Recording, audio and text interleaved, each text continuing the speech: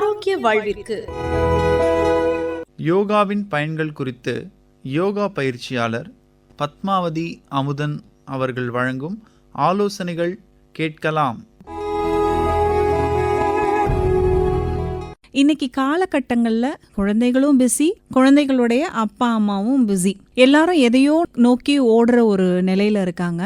அது மட்டும் இல்லாமல் கூட்டு குடும்ப வழக்கமும் இப்போ முழுசாக அழிஞ்சுக்கிட்டே வருது. இன்னும் கேட்டால் அப்பா அம்மா குழந்தைகள் சேர்ந்துருந்தாலே அது கூட்டு குடும்பன்ற நிலை தான் இருக்குது. ஸோ அப்பா அம்மா வேலைக்கு போனாலும் வீட்டில் பெரியவங்க இருக்கும்போது குழந்தைங்களுக்கு கொஞ்சம் பொறுமையும் அப்புறம் சின்ன சின்ன வேலைகளையும் அவங்கள்ட்ட சொல்லி ஈஸியாக வாங்க முடியும். ஆனால் இன்னைக்கு இருக்க காலகட்டங்களில் அப்பா அம்மா 2 பேரும் பிஸியாக இருக்காங்க.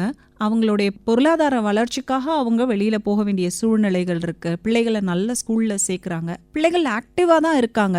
ஆனால் சரியான முறையில் ஆக்டிவாக இருக்காங்களாங்கிறது தான் தெரியாது.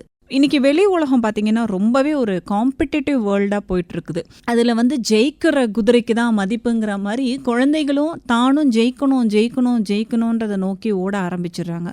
ஒரு பாயிண்ட்ல உண்மையிலே சில குழந்தைகள் ஜெயிக்கணுங்கிற அந்த வெற்றியை எட்டிடுறாங்க. சில குழந்தைகள் பாதி தூரத்திலேயே சோர்வாயிட்டு இது எனக்கு சரிப்பட்டு வராது, நான் எதுக்குமே லாயக்கில்லாதவன், என்னால இது முடியாதுங்கிற ஒரு நெகட்டிவ் தாட்ஸை ரொம்ப ஈஸியா கேட்ச் பண்ணிட்டு அங்க இருந்துட்டு வழி தடுமாறியோ தவறியோ கூட போகிறதுக்கான வாய்ப்புகள் நிறைய இருக்கு. இப்போ ஸ்கூல்ஸ்லயும் நிறைய ஒர்க் கொடுத்துட்றாங்க.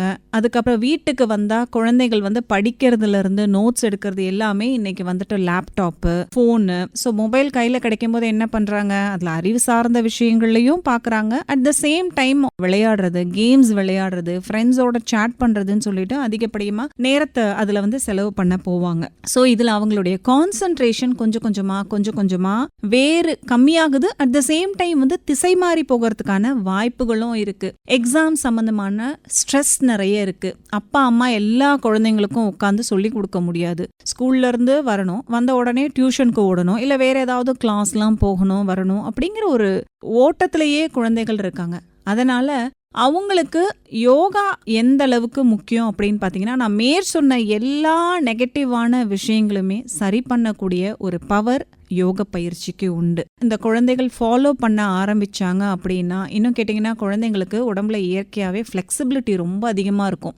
அவங்கள யோகாக்குள்ள கொண்டு வர்றது ஈஸி. கொண்டு வர்றது மட்டும் இல்லாமல் மிக மிக கஷ்டமான அட்வான்ஸ் ஆசனாஸ் கூட இருக்கும். அதை கூட இந்த குழந்தைகளை ஈஸியாக போட வச்சு அவங்கள ஒரு அச்சீவராக மாத்துறது.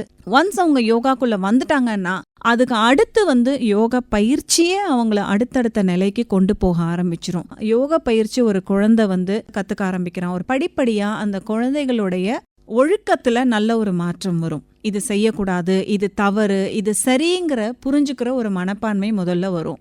கான்சன்ட்ரேஷன் அதிகரிக்கும், மெமரி பவர் அதிகரிக்கும். யோகா பயிற்சியில இது எப்படின்னா, எந்த ஒரு யோகா பயிற்சியை கத்துக் கொடுக்குற குருவுமே ஃபாலிங் தான் முதல் படி. இந்த ஃபாலிங் தாண்டி தான் நம்ம ஒரு போஸ்டர் அட்டென்ட் பண்ண முடியுங்கிறத ஸ்டெப் பை ஸ்டெப் ப்ராசஸ் மூலியமா சொல்லி கொடுப்பாங்க.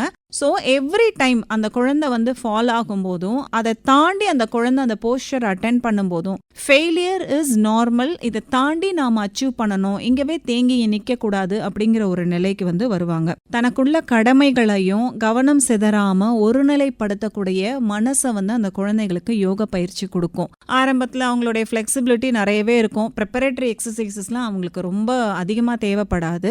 இப்போ Vrikshasana, tree pose, eagle pose, இந்த போசஸ்லாம் குழந்தைகளுடைய கான்சன்ட்ரேஷனை அதிகரிக்கக்கூடிய போசஸ். இதன் மூலியமா அந்த குழந்தைகளுக்கு பாத்தீங்கன்னா மனசை ஒருநிலைப்படுத்தக்கூடிய, மனசை கண்ட்ரோல் பண்ணக்கூடிய பவர் இயல்பாவே அதிகரிக்கும். அதனால குழந்தைகளுக்கு யோகா பயிற்சி ரொம்ப ரொம்ப ஒரு நல்ல முடிவு.